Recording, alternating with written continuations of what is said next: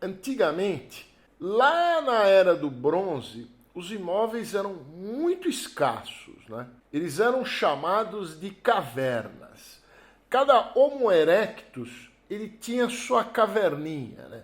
As cavernas nem sempre tinham banheiro, o que causava um odor bastante desagradável, que muitas vezes atraíam urubus e outros animais até maiores. E esses animais foram os fatores que geraram as primeiras brigas de vizinhos e vizinhas neandertais, né? Porque os neandertais eles precisavam se mudar e vender o imóvel. Foi mais ou menos assim que foram começando a surgir os primeiros golpes imobiliários. Por exemplo, às vezes aparecia lá em Canaã, né, aparecia um jebuseu e vendia uma caverna para um hitita ou para um fenício em troca de 20 litros de azeite de oliva extra virgem. E quando o fenício ia lá ocupar a caverna, ele pagava. Aí ele ia ocupar a caverna, ele encontrava um leão ou alguma outra fera ocupando o imóvel lá em Jebus. Isso era um problema. E isso era uma espécie de golpe, né?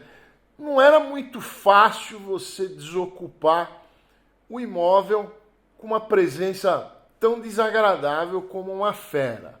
Só que naquela época, até que você conseguia tirar as feras do imóvel com certa facilidade. Não era que nem aqui no Brasil. Por exemplo, o Brasil, aqui falando da modernidade, se ele estiver ocupado por um monte de apedeutas inadimplentes, você não consegue efetuar a ocupação, né? É muito difícil, você tem que tirar os apedeutas de dentro do imóvel. E isso não é para qualquer um, tá? Ou seja, no Brasil é muito mais difícil do que os antigos fenícios e jebuseus, os problemas que eles enfrentaram. É muito mais difícil do que aquela época.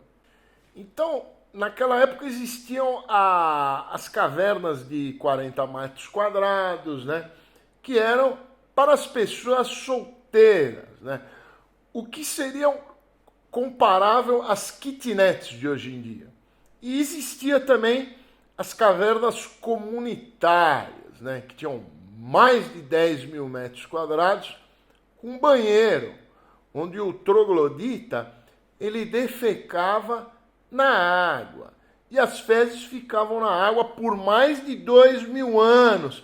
É por isso que não se deve beber água das cavernas, porque elas têm coliformes fecais muito antigos. Bebeu água de caverna, vai para o banheiro, vai ter piriri.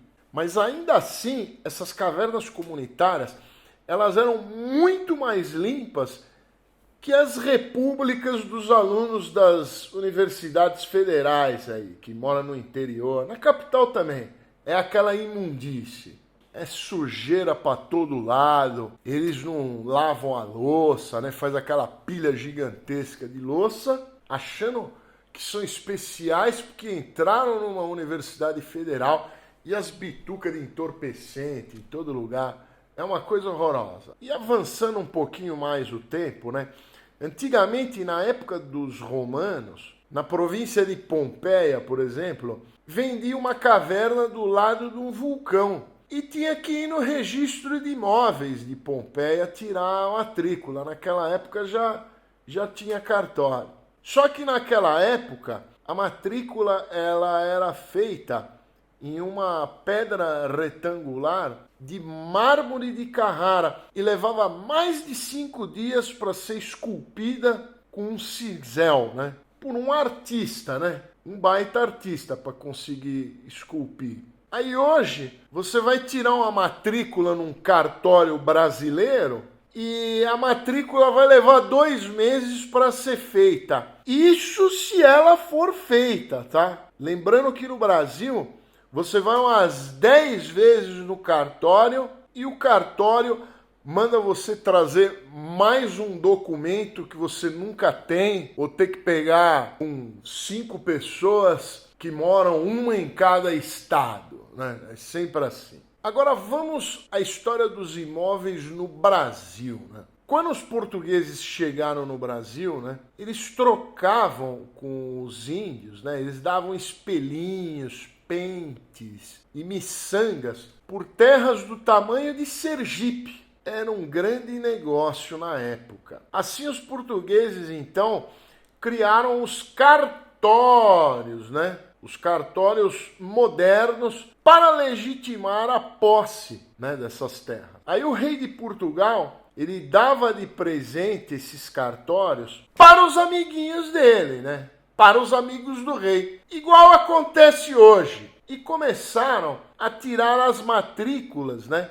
E fazer toda aquela burocracia que os índios não conheciam. E assim eles foram registrando as terras educadamente. Porém, a burocracia era tanta que nem os melhores advogados sabiam como revender um imóvel. Tinha as custas do ITBI, tinha custas de cartório, escrituras e outras custas, né? Assim, os picaretas do Brasil perceberam uma brecha. Eles perceberam que ninguém sabia transferir um imóvel com toda aquela burocracia portuguesa e encontraram um jeito de oferecer um jeito fácil de adquirir o seu imóvel. E o jeito seria vendendo frações de um imóvel, né? Assim eles começaram a dar um dinheiro para as corretoras, né? E pagaram também para os influenciadores para falar bem dos fundos imobiliários em todo o mundo. Eu, inclusive, já tive, né? Eu tenho